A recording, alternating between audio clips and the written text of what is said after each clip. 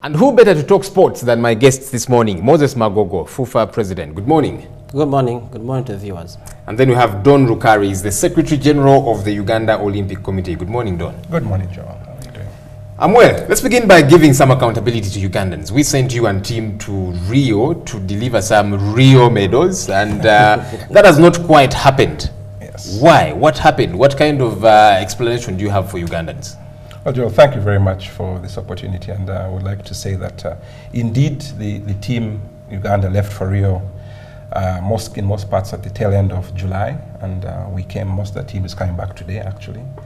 We came back yesterday, some of us, and we had a delegation for the first time of 21 athletes, which was historical in terms of the participation. And how many officials? Officials were about 21, 22, if you talk about the actual officials. And I think we need to clear up this. And does that make sense? You know, one would expect that we should have more athletes than officials. No. I think, Joel, one of these days we're going to invite you to come for the Olympics or some of these sports events that you can understand. And I had Simon making a number of assertions which I think were not based in fact and reality. And if you can give me just a few minutes just to explain how the system works. Now, in terms of the official delegation going to any games, you have different types of categories. Now, for the Olympic Games, you have people who qualify for the Olympics. As I said, we had 17 people from the Track Athletics Federation who qualified on their own, 17 athletes. We had 2 boxers and 2 swimmers. The swimmers qualified under what we call the universality route. That brings us a complement of 21. Now, within the Olympic system and most sports, and I think engineer will also know it from the FIFA side of things, there is what we call a team calculator. And I think Ugandans need to understand this one. We put this to bed once and for all. The team calculator will tell you the following. For every 4 athletes that qualify in a discipline, you're given 1 official. As a must? That's the system, so you get the accreditation. So for example, the athletics team that had 17 had more officials because the system will only give you accreditation and access to the village if you have. For every 4 athletes you qualify, you get 1 official. So, for example, no, I'm asking whether it's a must. Can we not say you cannot take anybody else? They will not give you that accreditation. No, no, I'm just reasoning like a layman, saying yes. that money, can you not probably have invested it a lot more? No. Again, understand it clearly. You have to qualify. Now, the IOC pays for the tickets for every person that qualifies. But we understand that some athletes were paid for by their parents. No athlete was paid for by their parents. Again, get the facts correct. This particular Olympics, what happens, the IOC contributed $1,700 per ticket for everybody who qualifies. That's a return ticket? To Rio. Well, of course, we booked late where to top up, and that money came from the government side. So that's where some parents had to chip in. Parent, we have that information. No parent, I challenge you, Joel, no parent for Olympics paid for the tickets. That's not possible. The government do all the topping up that you talk about? They did. They tried. It came in a bit late. They tried? They paid up the issues. We still have issues on the tickets. But I'll go back to the officials so we clear this, and you can verify this on the internet. For every 4 officials, for every 4 athletes that qualify, you get 1 official. All right? Now, for example, athletics had about up to 4 officials because of their number. Boxing had 1. Swimming had 1. Then we have the chef de mission, Ambrose, who is supposed to be organizing the team. Then you have the team doctor, who wasn't a dentist, as I had Simon telling lies. Dr. Zavoga is an eminent doctor who was there. We had a physio who was from Italy. All right? Those are the ones that formed the team that we call Uganda. And those are people who are given passes to stay in the village. Now, the president of the UOC, that is William Blick, and myself, don't go as Team Uganda. Our tickets are paid for, again, by the IOC. And our hotel, we don't stay in the village like the rest. Without that card, you can't stay in the village. So William and I were staying in separate hotels. The minister you talked about, again, there's an allocation. That's catered for by who? The IOC. The minister, and we have, again, as I said, there's team allocation, we have the NOC family, and then we have the delegates who are given space. So in the case of each country, you have a slot for the head of state. If the head of state decides to come. Very many presidents came. For example, the vice president of Kenya was there for the Kenyans. So again, the IOC gives the head of state a slot, but the difference is the head of state, the minister, and maybe 2 officials from the ministry. Those ones pay for themselves from their budget. So the minister you're talking about, our honorable minister, yes, he came, but he paid from his side. As an individual or No, as from government? the government side. So they pay for his accommodation, they pay for his ticket. So the minister, for example, cannot stay in the village, what they call the Olympic village, which is full board. Food is provided and bed. So I think it's very important to understand those different categories of how people were there. And when I hear Simon saying all these things, it's not based in fact. But I need to bring Moses in here in a bit, but I don't hear you on why we perform dismally. Now that's a different issue. Now, I don't think we performed dismally. Again, Joel, I disagree with you. Did we not? No. I want to tell me about the gains we made. Okay. Now I saw one or two individuals that increased their individual times, but really, in the grand scheme of things, I think engineer can tell. In sport, there are different ways of measuring success. All right. For example, if you look at the medal table in Rio, of all the almost 200 countries that participated in the Olympics, all right, 200 countries, how many obtained medals? We're talking less than 30. So it depends how you measure. And to a layman like me, success is medals. No, that is one measure of success. I agree. Is it not the topmost? Well, it could be, but I think also one other area of measuring success is participation. So, for example, all our athletes, especially from the athletic side, most of them were able to qualify into the last round of the events, the 1,500 steeplechase, the 800, the 5,000. Our athletes did well. Kiprotich came 8th out of 160 people. No, so Kiprotich was actually 14th. 14th, and Mutai was 8th. Yeah, so now that's not a bad. That's not a bad show. I agree when it comes to if you use medals alone. Then we didn't make the cut. Exactly. All right, let me bring in Moses Magogo, FUFA president. The Queens did not qualify for the Olympics. We didn't perform as well as we should have, and that's the story of our football. Much of the time, we just do not make the cut. What's wrong with our soccer? I think it is not the Cranes, actually. The fact is that the Cranes doesn't participate in the Olympics. It's the under-23 side. And there's a difference between these two. By being under-23, meaning that actually you use the underage players. But we need to understand one thing about sport, Joel, and the viewers, that you don't just get a medal at the Olympics. Since 1956 to date, we have only 7 medals. This country has gotten only 7 medals. And for some reason, we are proud of that. Since 1956. Because there are certain countries in this world that have never gotten any medal at all. Oh, correct. Oh, come on, Moses. So just because the country A has never gotten any medal and gotten just 7, we should be excited. No, let me make a point, is that between 1970 and 1980, out of these 7 medals, we have 3. That is 2 in Who is we? Uganda. Uganda, yes. We have 3 medals. That is between 1970 and 1980. If you look at our sporting story, everything else happened between 1970 and 1980. The netball went to the World Cup. Uganda Cranes played 3 consecutive Africa Cup of Nations, 74, 76, 78, when only 6 countries were qualifying at that time. Simba Football Club played the finals of club championship. World record by Akibwa. So what happened between 1970 and 1980? And what happened after? Now, for you to get a medal at the world level, these are the things that happens. One, it is talent. To start with, it is talent. Do you not think we have incredible talent in this country? That is the starting point. But talent alone is not enough for you to win a medal in the modern times. What next? You need development. Over 15 years of development. If we got a medal in Rio, I would have been one of the people surprised. Because what have we invested in development? You need over 15 years. People are already developing athletes for 2024, 2028. Moses, should it be me asking you those questions? Development. You are the FUFA president. What are you guys doing? When I look at the table rankings of the medals, the US, Great Britain, China, these have injected money, and so I agree with you that without money, you just cannot make the cut. Exactly. But FIFA, for example, you get grants from FIFA. No, let me give the whole path in a minute of how you get a medal at world level. People need to understand. 15 years of development. I'm telling you, I would have been shocked to get a medal. I would have been happy if we did, but I would have been shocked. I can tell you, we are not going to get a medal at 2020 because we are not investing right now. If we are to get a medal in 2024, we should be starting today. What kind of investment are you talking about? I'm talking about development, identification of talent, and development. What do you do with development? The right coaches?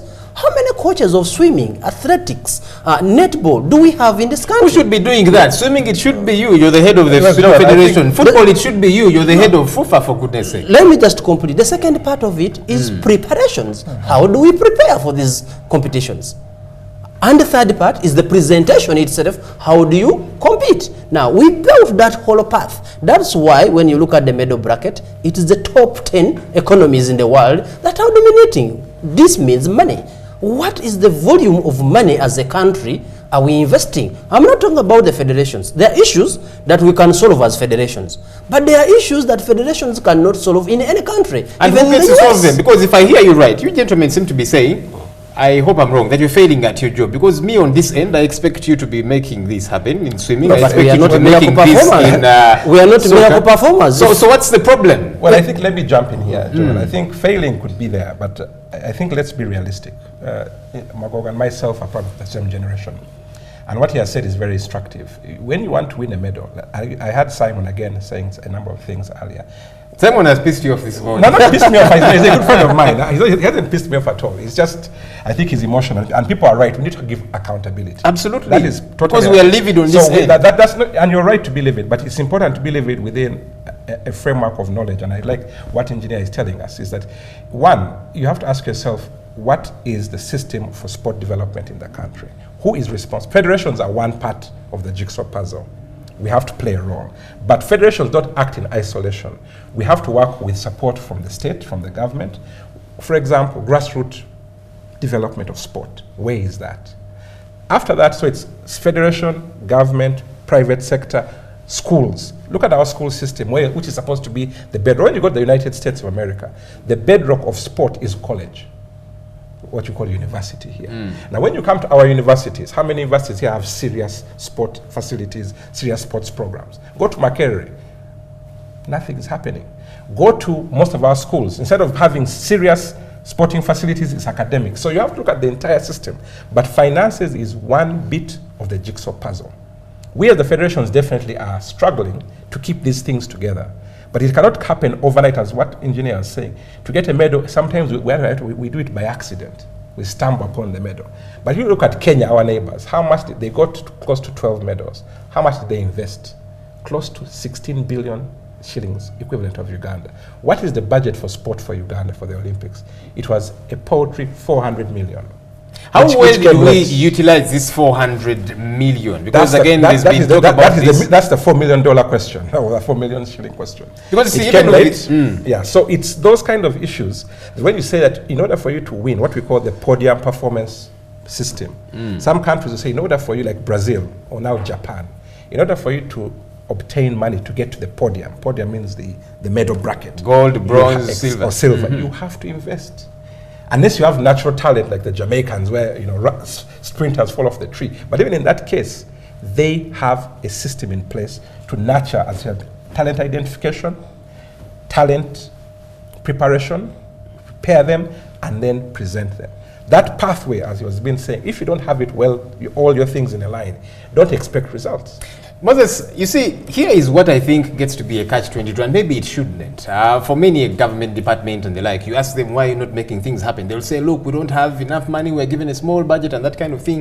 And I'm thinking, very right, we need certain, budgetary allocations for some of these things, sports, for example, and the like. But my question, you see, is even for the little that comes through, how are we accounting for this? Because sometimes we use that blanket approach of, you see, the money is not enough, and even the little that comes through, we can't, with ocular evidence, account for it. FIFA, for example, gets grants from FIFA and the like. Government gives you some money. Not enough, but it comes through. Who are you folks accountable to as FIFA? It is a very interesting topic whenever we talk about accountability. And we need to understand how is accountability done in any organization, even for government. The work accountability is done that at the end of the financial year, auditors are appointed, the organization prepares books of accounts, auditors look into them, we present them to the members and also to the stakeholders, which we have been doing for the last 18 years as far as the Federation of Football is concerned. And is everybody gratified with what it is that you present? We present the accounts. We have never had any challenge on accounts we present. We give them to government. We pin them for everybody else to see. We give them to our members. We take them back to State House, for example, where we get the money. It's a question that keeps coming out. But every fund, every shilling that we get, we account for it. We provide the audited books of accounts. I don't know any other system of accounting apart from audited books of accounts. It's a question that keeps coming, but it's something we do every 12 months. for every shilling that we receive. Besides, on top of the papers and the figures and audited books of accounts, activities. The activities will tell you. We are participating in games. I'll tell you, one Uganda Cranes game that you organize, you will not spend less than 500 million shillings, whether it is home water or away. Only the element of referees does not cost you less than 80 million shillings to bring them, to pay them, and to host them in terms of accommodation. But sometimes when we are looking at these things, people look at, when you collect the money, for example, at the stadium, do you know how many costs go off that? VAT, 15% stadium, security, and all of these things. By the time you are remaining with, remember you have development to undertake. We are training coaches, we are having underage teams playing in competitions, and all these things. And if you don't do that, besides that, we are also posting supporting results themselves as success. As we speak, we have a game to go to qualify for Cup of Nations since 1978. Now, even if you're asking qualitative accountability, the results are being posted, activities are being undertaken. Quantitative accountability, the audited books of accounts are presented every 12 months to the members and to the stakeholders. Now, I don't know how else we can answer this question, but it is something that has gone into the minds of the people, being pumped by the media. But the fact is, if there is any challenge, can anybody stand up? Maybe sometimes the question is, we are biting off a lot more than we can chew. You have a nice suit, but you see that suit of yours was cut according to how much cloth was available. And so, yes, this money can be accounted for, but for what? That sometimes you spend a lot more money on things that are not as important, on officials, the packages for this, hotel, 5-star, and so on, and that kind of thing, and don't put the money where our mouths are, on the real talent and that kind of thing. So yes, it can be accounted for very well, but then we're thinking, wait a minute, there's a mismatch here. This money is too little, we should focus on what's very important. No, you see, Joel, I'll tell you, FUFA's budget, 70% of it is the Uganda Cranes, not the national teams, the Uganda Cranes alone. I'll tell you, we pay over 40 million shillings per month on a head coach alone. That is a 500 million shillings in a year. On a head coach, how does it happen elsewhere? The problem is we are not asking how is it done elsewhere. As we speak today, Nigeria, the Football Federation, has over 40 million US dollars budget per year as a football federation. But we go on the pitch and we beat these guys every day. Look at Ghana. They spend over 30 million US dollars per year as a football federation. And we go on the pitch and we beat these guys. Now look at Uganda. How and where does that money come from? It doesn't come from the Federation of Ghana, the Football Federation. It comes directly from government. How much money do we get from government as per the budget? It is not more than 4 million Uganda shillings per federation. You would tell these things to these ministers when you meet them, or is it just time for photo opportunities, hobnobbing with them? You know, do you tell them it is not even a ticket of one player for the Uganda Cranes, like Tony Maweje, to come for a match. That is in the Ugandan budget. How much is budgeted for football, for example, in a year? Moses, you meet the president every so often, you know, and sometimes I'm thinking you officials, you're just excited to meet the president, selfies and the like, and I'm thinking, do you raise these critical things like you're raising them here? Because I feel your frustration. If I were in your shoes, I probably would be equally frustrated, but when you meet these people, the ones that call the shots, you don't tell them these things. You're just smiling and happy to meet them. You think and so? Then you come through, you come to the media and you complain. And we're thinking, wait a minute. I don't think that's a fair articulation. I think our interest in sport goes far beyond selfies with the president or whoever. And I think, let's put it this way, it's about understanding that sport these days is no longer an amateur pass-by activity. Football, for example. Football is one of the areas where we're now beginning to sell some players. All right, I think the highest paid person, is it $800,000? One of them, who I think we sold South Africa. I don't remember. Onyango, is it? We've sold Vipers Football Club, sold Farouk Mia for over 400,000 euros. Yes, exactly. That's our highest. In West Africa, the Drogbas, you know how much they're going Millions for. of dollars. Now, for us in Uganda, you have to understand that even our policymakers, right from the top, they still view sports as a mizanyo, as a joke. Yet sport is now close to a 600 billion industry. Now, in order for you to interface into that 650 billion industry, you need to professionalize it and go beyond just doing it in a tokenism approach. So, for example, ask this for yourself. As a country like Uganda, do we have a sports policy which identifies what are our sporting priority needs? Where do we invest our money? What are our top sporting codes in Uganda that we should be looking at. A country like Samoa invests in its wrestling and weightlifting because they have a comparative advantage in weightlifting. And when you go to the table, you go and see where Samoa is. They win medals in weightlifting. Now, as a Uganda, we're still looking at sports as something we do between 5 p.m. and 7, if you're lucky. In most schools, even during like now third term, no sports. There is no way you can go to performance elite sports with that kind of attitude. So even we need, first of all, change our mindset of what is sport about. Is it just kicking a ball and having fun, or are we now doing it serious business? Let's just look at all the different actors. 400 million, sometimes we blame the ministry a bit unfair. 400 million is what they give them on paper. But 400 million cannot do anything. You need to up that game. So I think we need to keep on making the message that for you to, in order for you to get these medals you want, you have to invest. But that means also changing the mindset of, for example, when I was in university, I missed going to represent Uganda because they refused to give me permission to represent Uganda. I said, no, it's exams or sport. So to me, it's getting all these different facets together, but we need to change the mindset. Investment, taking sport seriously, and then you'll begin to see the medal. But as you said, it is, for example, and I'll conclude here, when we left Rio, I came back yesterday, some of the swimmers who finished swimming on the 13th of August, Chad Laclau, he didn't go back to South Africa to sleep. He's now training already and participating for Tokyo. Mr. Andy Murray, who won the gold medal in Rio, where is he now? After he left Rio, the next week he was playing in the American Open. They're already playing now to look for the next games in Tokyo 20. Do we have the budget to do that? No. So there's no way you can run with those guys. Moses, talk to me about FUFA findings, if any, about that underage 20 scandal, cheating scandal, where we were banned. You know, what have your findings been as FUFA, if any? And a general look at the league. What is it like? How are we doing? First and foremost, the challenge we have, and that is on the side of sport, is to engage the media and the public through such fora, because there's a lot of wrong information that eventually become fact. For example, we have never been banned. The question you're asking, the fact is that we were eliminated from that competition, and it was not... What does that mean? No, banning means that you should not participate in the future competitions. Maybe I'm using technically the word from sport, but we were eliminated, and those two words are used differently in sport. We were eliminated simply because there was a variation in the information. It was not even age cheating, because what happened is that the player submitted 2 dates of birth, and they are all under 20. But in the process of submission, as a club, according to CAF, it submits information. And the federation also submits information. And this information should be the same. And there was a variation. We don't control what happens as input from the club.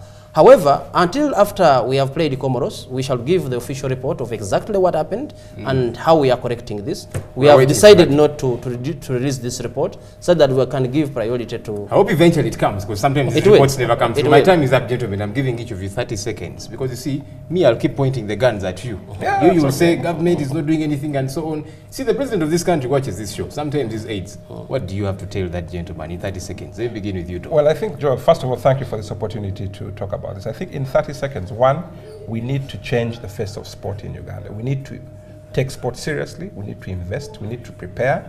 There is no way we can expect to yield results without adequate preparation in terms of investment, talent identification, and development. Without those ingredients. It's a head-banging project. Correct. And finally, to you, Moses. For me, you reap what you sow.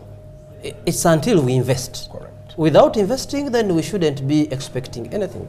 To the head of state is that there is no single activity in this country that brings all of us together other than sport. There is no solution to the challenge of the unemployed youth on the street other than engaging them in swimming, in athletics and boxing. You don't need a university degree to be the best boxer. So how are we going to engage people who have not gone to school, or people who have gone to school have not been employed? Engage them in a sport. We reap what we sow. That's according to Moses Magogo, a good way to end. We are playing on 3rd September. Are we winning? 4th September. 4th September.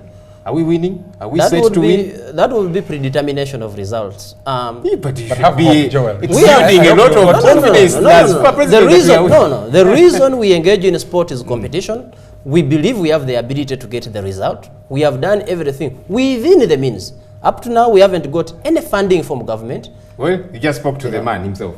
Let's hope things happen, and all the best to our guys. Thank you, gentlemen, for talking to us this morning and for shedding light on some of these things. Thank you very much. And that's it for today's edition of The Big Story. Well, my opinion has clearly been cut out by these gentlemen. We reap what we sow. You sow beans, you don't get maize, for goodness sake. Coming up is Everyday Life.